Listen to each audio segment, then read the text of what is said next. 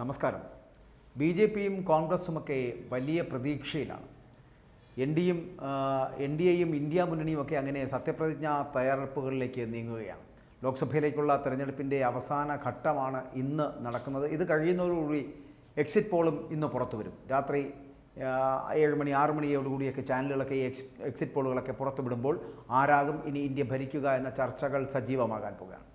മൂന്നാം ടൈമിലും മോദി എന്നാണ് ബി ജെ പിയുടെ ഉറച്ച വിശ്വാസം എന്ന് പറയപ്പെടുന്നത്. കാരണം ഇന്ത്യ സഖ്യ യോഗം അതിന് ഇന്ന് ഡൽഹിയിൽ ചേരുന്നുണ്ട്. കോൺഗ്രസ് വിളിച്ച യോഗത്തിലേക്ക് എല്ലാ സഖ്യകക്ഷികൾക്കും ക്ഷണവുമുണ്ട്.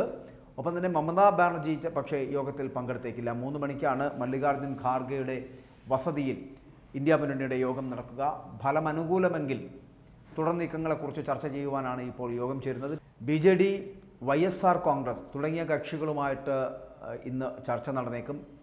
എക്സിറ്റ് പോൾ ഫലവും തുടർ നീക്കത്തിൽ പ്രധാന ചർച്ചാ വിഷയമാകുന്നത്. അതേസമയം ഈ വോട്ടെണ്ണൽ ദിനത്തിലെ ക്രമീകരണങ്ങൾ അതൊക്കെ ചർച്ച ചെയ്യാൻ വേണ്ടിയിട്ടാണ് യോഗമെന്നാണ് കോൺഗ്രസിൻ്റെയൊക്കെ പ്രതികരണം. പക്ഷേ വിജയിക്കുമോ എന്ന് തന്നെ അവർക്ക് പ്രതീക്ഷയില്ലാത്തവരാണെങ്കിൽ കൂടി അവർ യോഗമൊക്കെ ചേരുന്നുണ്ട്. ലോക്സഭാ തെരഞ്ഞെടുപ്പ് അവലോകനത്തിൻ്റെ ഇന്ത്യ മുന്നണിയുടെ യോഗം നിർണായകമാണ് എന്നാണ് പറയപ്പെടുന്നത്.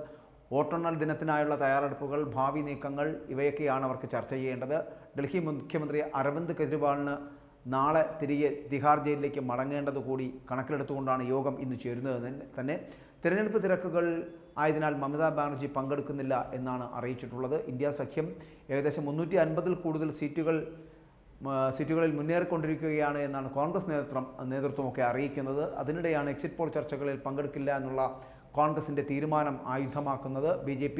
കാരണം എക്സിറ്റ് പോളുകളിൽ തന്നെ വൻ പരാജയം ഉറപ്പായതിനാൽ കോൺഗ്രസിന് മാധ്യമങ്ങളെ അഭിമുഖീകരിക്കുവാൻ കഴിയില്ല എന്ന് തന്നെയാണ് BJP പറയുന്നത്. പക്ഷേ അതിൽ ഒരു ശരിയുണ്ട് താനും. പരാജയ കാരണം വിശദീകരിക്കുവാൻ കഴിയാത്തതിനാലായിരിക്കും എക്സിറ്റ് പോൾ ചർച്ചകൾ ബഹിഷ്കരിക്കുന്നത് എന്നുകൂടി അമിത്ഷാ അടക്കം പറയുന്നുണ്ട്.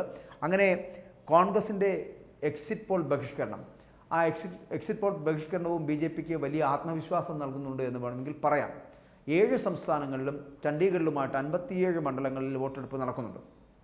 ഇന്ന് പ്രധാനമന്ത്രി നരേന്ദ്രമോദി മത്സരിക്കുന്ന വാരണാസി അടക്കം ഉത്തർപ്രദേശിലെ 13 മണ്ഡലങ്ങളിലും ബംഗാളിലെ 9 മണ്ഡലങ്ങളിലും കൂടാതെ ബീഹാറിലെ 8 ഇന്ന് വോട്ടെടുപ്പ് നടക്കുകയാണ്.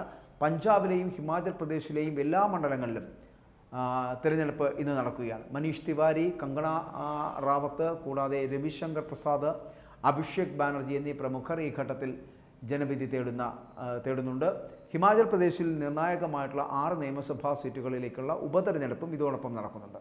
കോൺഗ്രസ് വിമത MLA-മാരെ സ്പീക്കർ അയോഗ്യരാക്കിയതോടുകൂടിയാണ് ഹിമാചൽ പ്രദേശിലെ 6 ഉപതെരഞ്ഞെടുപ്പ് പ്രഖ്യാപിക്കേണ്ട ഒരു സാഹചര്യമുണ്ടായത്. പ്രധാനമന്ത്രി നരേന്ദ്രമോദിയുടെ ധ്യാനം വോട്ടെടുപ്പ് ദിവസമായ ഇന്ന് അവസാനിക്കാനിരിക്കുകയാണ്. കന്യാകുമാരി വിവേകാനന്ദ പാറയിലെ ധ്യാനം 3 മണിയോടുകൂടി അവസാനിപ്പിക്കും ഇന്ന് നരേന്ദ്രമോദി. നാവികസേന ബോട്ടിൽ കന്യാകുമാരിയിലെത്തുന്ന മോദി അവിടെ നിന്ന് 3:25 ഹെലികോപ്റ്ററിൽ തിരുവനന്തപുരത്തേക്ക് തിരിക്കും. 4:10 ഡൽഹിയിലേക്ക് മടങ്ങും. ധ്യാന ദൃശ്യങ്ങൾ ജനങ്ങളിലേക്ക് എത്തിക്കുവാൻ ഫോട്ടോഗ്രാഫർമാർ, വീഡിയോഗ്രാഫർമാർ ഉൾപ്പെട്ട സംഘം പ്രധാനമന്ത്രിക്ക് ഒപ്പമുണ്ട്. അങ്ങനെ ഈ തിരഞ്ഞെടുപ്പ് കാലത്തിൻ്റെ അവസാന നിമിഷങ്ങളിലേക്ക് എത്തുമ്പോൾ ഒപ്പം BJPയും കോൺഗ്രസുമൊക്കെ വലിയ പ്രതീക്ഷയിലാണ് മുന്നോട്ട് പോകുന്നതെങ്കിൽ കൂടി ഇന്ന് പുറത്തു വരുന്ന എക്സിറ്റ് പോൾ ഫലങ്ങളോട് പ്രതികരിക്കുവാൻ തയ്യാറാകാതെ കോൺഗ്രസ് മാറുകയാണ്. എക്സിറ്റ് പോൾ ഫലങ്ങളോട് പ്രതികരിക്കാനില്ല എന്നാണ്, അല്ലെങ്കിൽ ആ ചർച്ചകളിൽ പങ്കെടുക്കുന്നില്ല എന്നാണ് കോൺഗ്രസ് വ്യക്തമാക്കിയിരിക്കുന്നത്. അതുകൂടി കോൺഗ്രസിൻ്റെ ഇത്തരത്തിലുള്ള ഒരു ബഹിഷ്കരണം കൂടി ഇപ്പോൾ BJPക്ക് ആയുധമാവുകയാണ് എന്ന് വേണമെങ്കിൽ പറയാം. കാരണം BJP എന്ന് പറയപ്പെടുന്ന പ്രസ്ഥാനത്തിന് വലിയ ആത്മവിശ്വാസം നൽകുന്നുണ്ട്. എക്സിറ്റ് പോൾ ഫലങ്ങളിൽ ഏകദേശം 300 മുതൽ 370 സീറ്റോളം വരെ BJPക്ക് ലഭിക്കുമെന്നുള്ള വലിയ വിശ്വാസം ആ മുന്നണിക്കുണ്ട്. ഒപ്പം തന്നെ BJPക്കുമുണ്ട്. അതുകൊണ്ട് തന്നെ വലിയ സീറ്റുകളോ അല്ലെങ്കിൽ മുൻപ് ലഭിച്ചിരുന്ന 52 സീറ്റുകൾ പോലും ലഭിക്കുന്ന ഒരു സാഹചര്യം കോൺഗ്രസിനുണ്ടാകുമോ എന്നുള്ള കാര്യത്തിൽ തന്നെ ഒരു തീരുമാനം ഇല്ലാത്തതുകൊണ്ടും ഉറപ്പില്ലാത്തതുകൊണ്ടും തന്നെയാണ് കോൺഗ്രസ് ഈ എക്സിറ്റ് പോൾ ഫലങ്ങളോട് പ്രതികരിക്കാതെ അതിനെ ബഹിഷ്കരിക്കുവാനുള്ള ഒരു തീരുമാനത്തിലേക്ക് എത്തിയിരിക്കുന്നത്.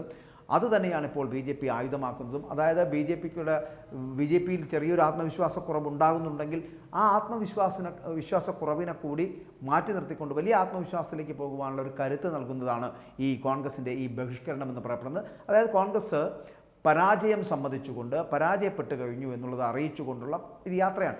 ഇല്ലായെങ്കിൽ ഈ എക്സിറ്റ് പോൾ ഫലങ്ങൾ വരുമ്പോൾ അവർക്ക് പ്രതീക്ഷ നൽകുന്ന തരത്തിലുള്ള ഒരു എക്സിറ്റ് പോൾ ഫലങ്ങളാണ് വന്നിരുന്നുവെങ്കിൽ അവർക്ക് പ്രതികരിക്കാമല്ലോ മാധ്യമങ്ങളോട്. അതവർക്ക് പ്രതികരിക്കാൻ കഴിയില്ല. മാധ്യമങ്ങൾ ചോദിക്കുമ്പോൾ അതിനൊരു ഉത്തരം കൊടുക്കാൻ കഴിയില്ല. ചർച്ചകളിൽ പങ്കെടുക്കാൻ കഴിയില്ല. എന്തുകൊണ്ട് തോറ്റു എന്നതിനുള്ള ഉത്തരം പറയാൻ കഴിയില്ല. എന്നതുകൊണ്ട് കോൺഗ്രസ് ഇപ്പോൾ തന്നെ അതിന് ഒരു തടയിടുകയാണ്. അതുകൊണ്ടാണ് ഈ എക്സിറ്റ് പോൾ ഫലങ്ങൾ വ്യാജമാണ് എന്നും ഇത്തരത്തിലുള്ള ഫലങ്ങളോട് ചർച്ച ചെയ്യേണ്ട ആവശ്യമില്ല എന്നും അതുകൊണ്ട് അതിനെ ബഹിഷ്കരിക്കുകയാണ് എന്നുമാണ് ഇവിടെ കോൺഗ്രസ് പറഞ്ഞു വെക്കുന്നത്. പക്ഷേ BJPക്ക് വളരെ വലിയ വിശ്വാസം നൽകുന്നതാണ് ഈ ബഹിഷ്കരണം. അതായത് BJP ഒറ്റകക്ഷിയായി 350ഓളം സീറ്റുകൾ ലഭിക്കുവാനുള്ള സാധ്യതയുണ്ട് എന്നുള്ള ഒരു വിശ്വാസത്തിലേക്ക് എത്തുവാൻ ഈ ബഹിഷ്കരണം സഹായിക്കുന്നു എന്നാണ് BJP വൃത്തങ്ങൾ പറയുന്നത്. അതുകൊണ്ട് ഈ എക്സിറ്റ് പോൾ ഫലങ്ങൾ ഇന്ന് വൈകുന്നേരം പുറത്തു വരുന്നതോടുകൂടി 350-നും 370-നും ഇടയ്ക്കുള്ള സീറ്റുകളോടുകൂടി BJP അധികാരത്തിലെത്തുമെന്ന് തന്നെ പറയാം.